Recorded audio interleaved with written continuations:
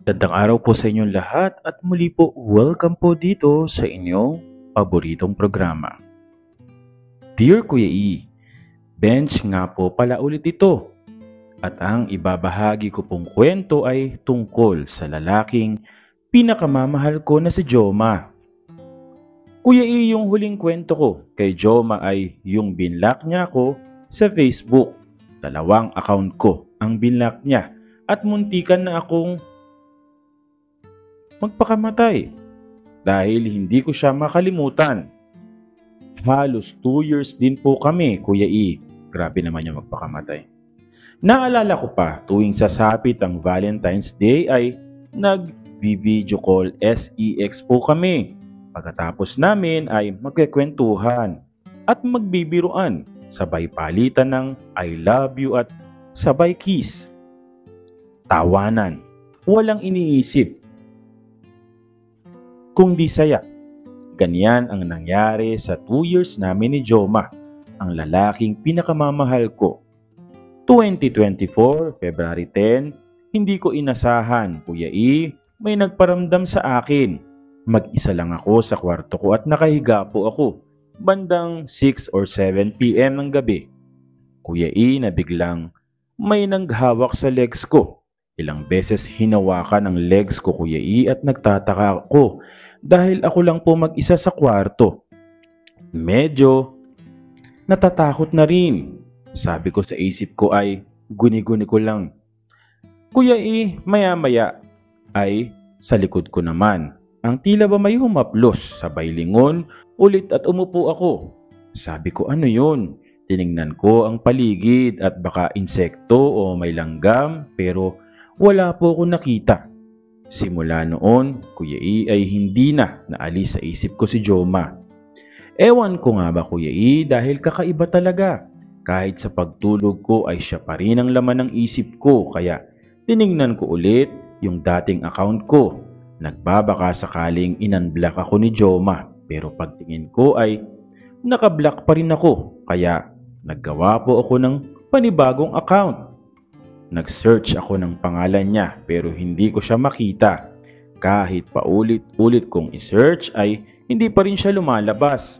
Hanggang inopen ko ang isang profile na ang picture ay si Zayn Malik ng American band at tingnan ko lahat ng picture. Ay bata pa siya. Sabi ko, Kuya E, ito yung lumang account niya. Halos mawalan na ako ng pag-asa na makita ang kanyang account pero naisip kong tingnan ang mga nag-comment sa picture niya. Inisa-isa ko, Kuya E, at nung inopen ko ang isang profile, dito tumambad sa akin ang bagong post na picture ni Joma.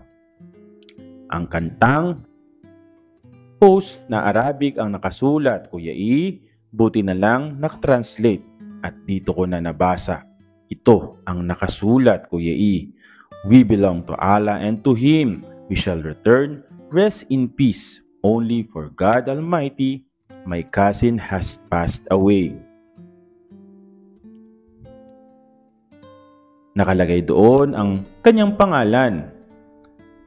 O Allah, forgive him and have mercy on him, pardon him, make his going back more honorable, widen his entry, wash him with water, ice and cold, and purify him of sins, as a white dress cleanses it from dirt, and replace with him with a better home than his family, and protect him from torment of the grave and the punishment of the fire, and make his grave a garden from the gardens of paradise. O Allah, Amen, Lord of the worlds, praying for mercy and forgiveness.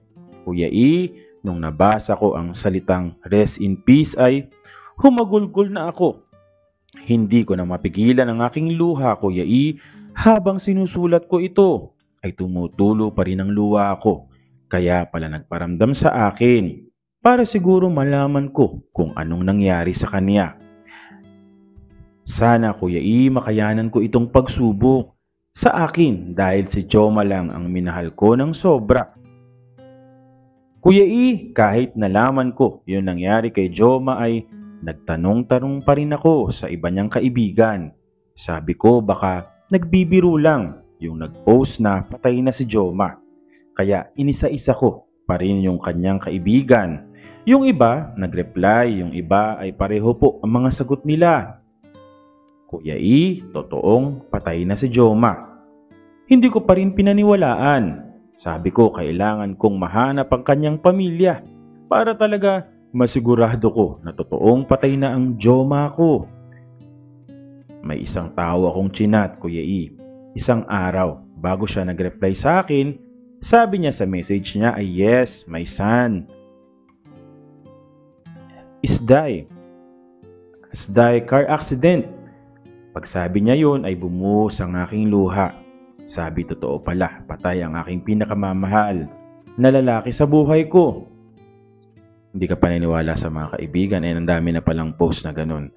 Buti na lang mabait ang kanyang ama. Pangalanan na lang natin siyang Robbie. Nag-send siya ng maraming picture ni Joma kaya pagkakita ko ng mga picture niya ay bumuhos ulit ang aking luha. Sabi ko ay maraming salamat. Oo Kuya E, okay lang sa kanya. Natawagin ko siyang Baba. Tinawag mong Baba. Dahil naniwala naman siya na best friends kami ni Joma. Di niya alam ay magkarelasyon kami ng aking Joma. Kasi po Kuya E ay bawal talaga sa kanila ang makipagrelasyon sa kapwa lalaki dahil sila ay Muslim. Pagkatapos ay nag-send ako kay Baba ng picture namin ni Joma na nag-video call. Lagi kami para hindi siya mag-isip ng scammer lang ako. Ano namang i-scam mo? Pagkakita niya ay nagpasalamat sa akin si Baba. Tapos nagtanong siya kung saan ba kami nagkakilala ni Joma. Sabi ko sa kanya ay sa Facebook po kami nagkakilala. Masaya si Baba na nagkaroon ng kaibigan si Joma na foreigner. Sabi pa niya sa akin ay imbitado ako sa libing ng kanyang anak.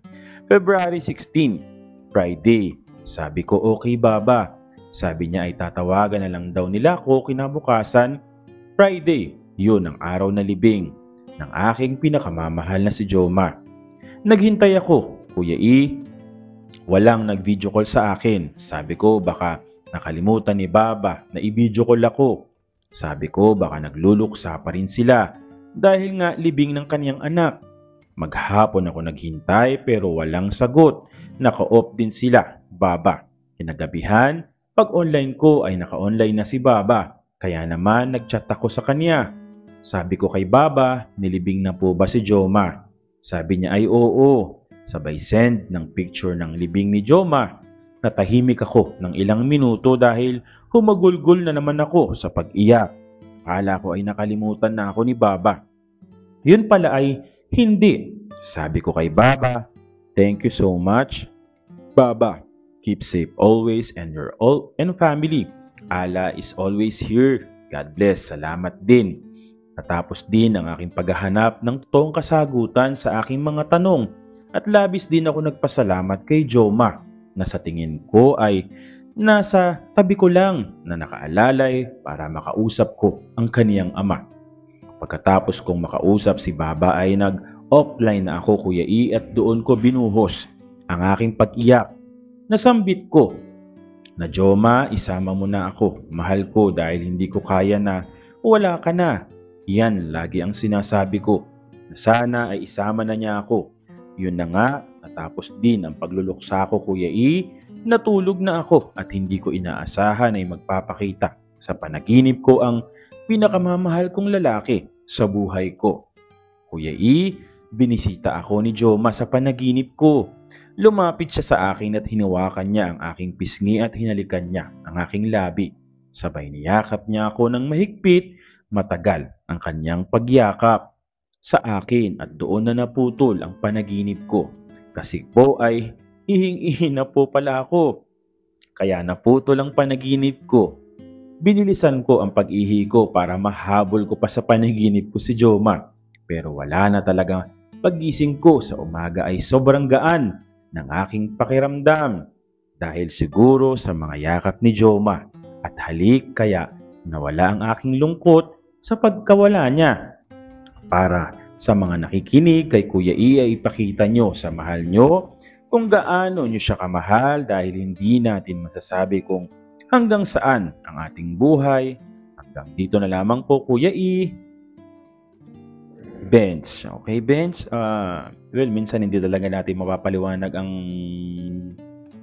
buhay, no? Well, alam naman natin na kumbaga puro video call lang kayo dahil malayo si Joma, pero sa kabila ng lahat ay minahal mo siya. Pero yun, after ng mga taon ay nalaman mo na wala na pala siya sa mundo. Siyempre nakakalungkot naman dahil nga hindi mo inaasahan, ba't siya biglang nawala, ano nangyari sa kanya, di ba? Tapos malalaman mo na lang namatay na pala. Nakakalungkot talaga yung ganun, lalong-lalo na may mga tao talaga na kahit sa video call lang kayo nagkakausap, lagi naman kayo magkausap, totoo talaga yung pag-ibig na mararamdaman mo. At syempre, nakikita mo rin naman kung totoo ba siya sa'yo, di ba?